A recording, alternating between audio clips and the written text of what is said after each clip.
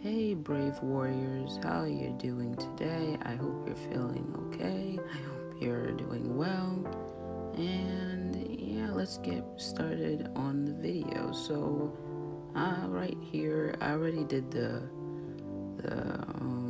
water, and now I'm doing the sky with blue. I already did with sky blue, and now I'm using some kind of salmon pink kind of color, and yeah, and now I'm using yellow, and then try to run it across the paper and try to blend the rest of the colors.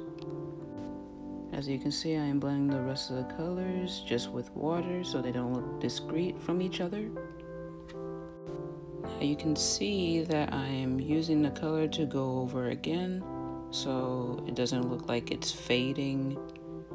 And yeah, I'm using the salmon pink and blending it with the yellow in the bottom so it doesn't look like it's separated from each other. And you get the whole point. I'm using yellow to go over it again.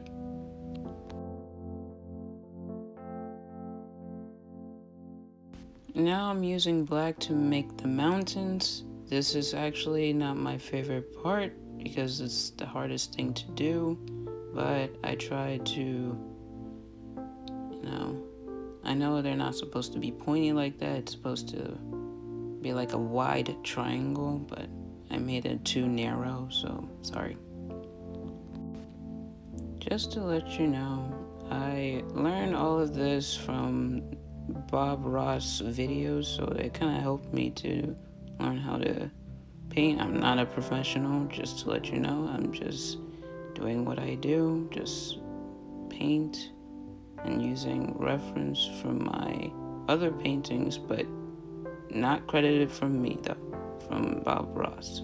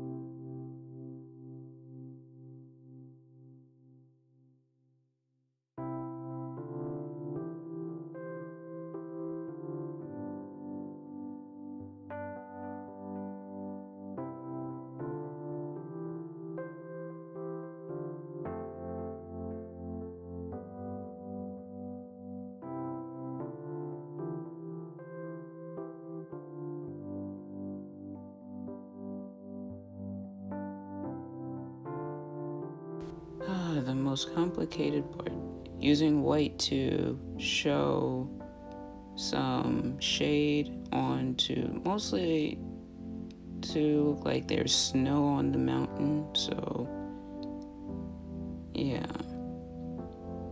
But just as like some kind of highlight, just using white to drag it down to make it look like it's some kind of, I don't know, snowy / smoky effect.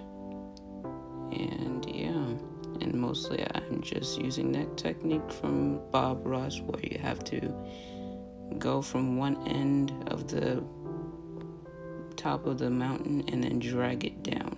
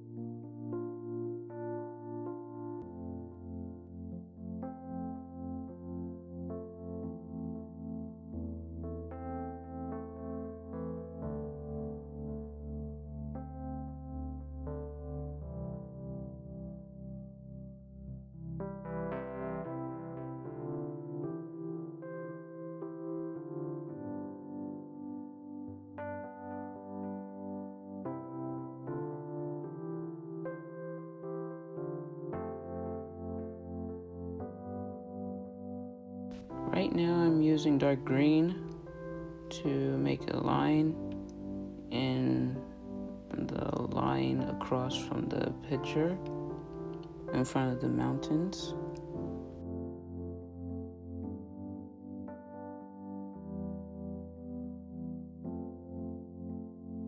Now you can see that I'm adding the leaves on the line that I painted down vertically, and that's what I did throughout across the whole picture.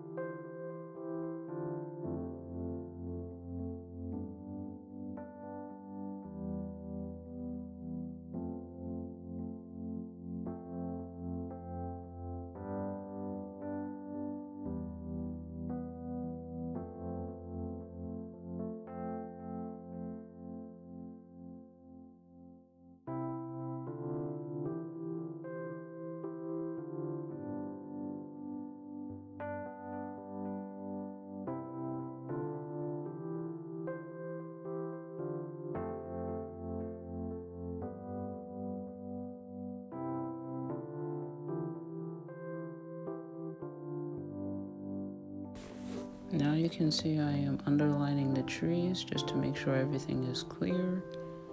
So that way I can underline it with white paint for when I am going to do the reflection on the water.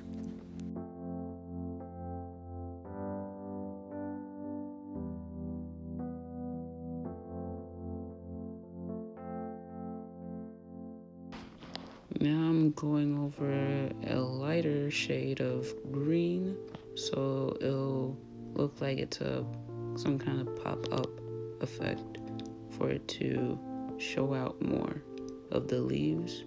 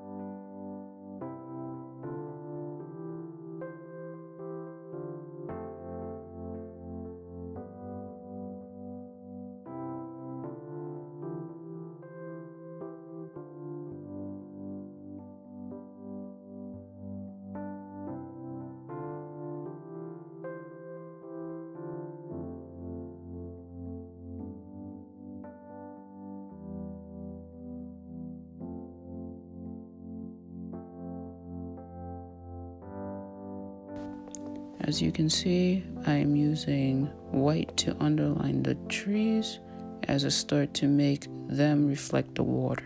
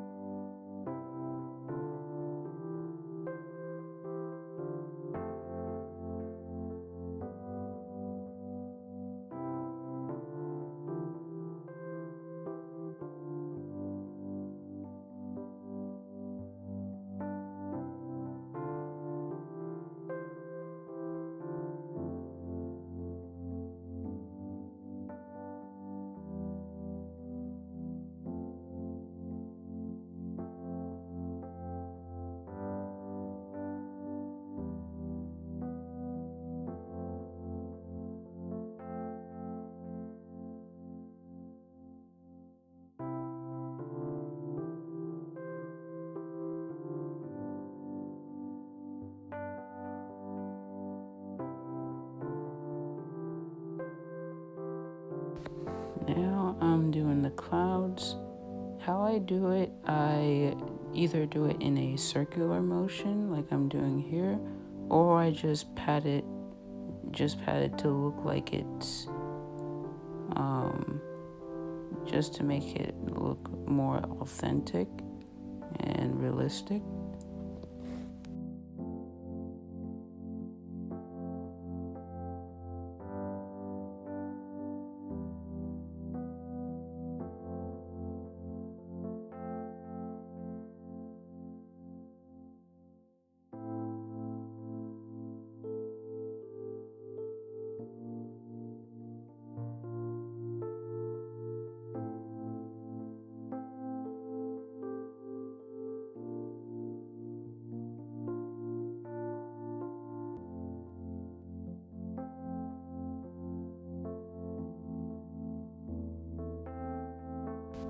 Now I'm using the same color of pink, just like the sky, just for it to reflect it from that color on the sky, because it's the only color that is below it for it to reflect it.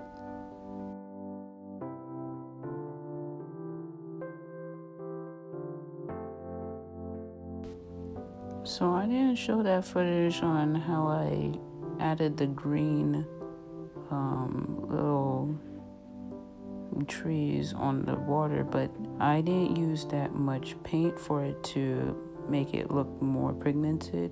I wanted it to be more translucent for it to reflect the trees. And that is all. And that's it. I mean, you can add some grass or some trees, but I always use dark before light, because when I use dark and then I use light for it to, pop up, just like I did for the trees. I'd start with dark and then put light. And as you can see, I'm using brown to make the tree. And yeah. But that's optional. It's your preference if you want to actually do it. I just wanted to add it as, to make it look nice. Whatever works for you. Just be more creative. If you want to add some trees, grass, go for it. Thanks for watching my video. Make sure you like, subscribe, and, share my video to the rest of the people you know. And hope to see you in the next video. Stay blessed.